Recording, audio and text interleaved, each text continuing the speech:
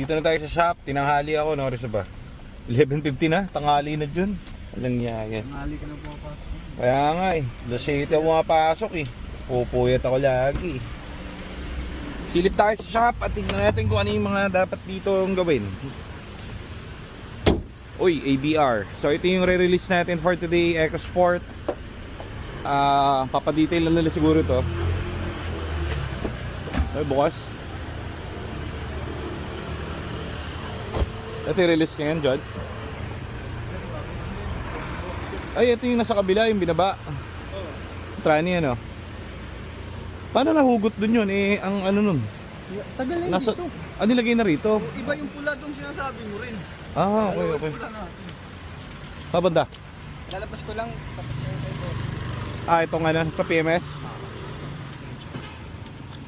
Oh, meron tayong maintenance ng PMS ng EcoSport. Tabi natin to.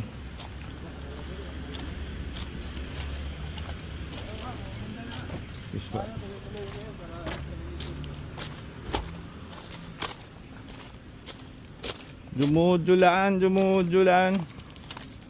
Asan na dyan yung ano, yung sedan na sinasabi mo? Item. Wala. Alin? Yung sedan, yung... Ayan. Ito, Asan? AGA. Ito na ba yun? Yung dating kay Ma'am Lisa. Oo. Ito pala yung ano. So ito guys, so galing sa atin to. Ano to? 6 months ago. Ay hindi to. Ito di ba John? Ito tong isa. Asan na? Yan ba yun? Hatchback ba yun? Ito. Ay, oo nga, ito nga. So ito, binili sa atin 6 months ago. Dami ng bangga.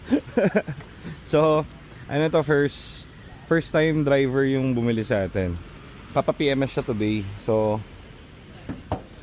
still strong. So, ang mayari nito is ano, dealer sa ibang brand. So, first car niya. Dami ng tama. Sinabi sa akin, ang dami raw tama ng kotse niya kasi pinagpa-practicean niya. So, ang dami ng ano, madungis lang siya pero yan yung mga tama-tama niya pero ano yan, battle scar nung ano. Tulad yun ma'am, April pa nabili yan pero walang issue. So, eto April pala to. April daw binili. So, walang ka-issue until now. Approve na approve. Kung saan na rin nadala to. Yan nga lang, puro tama.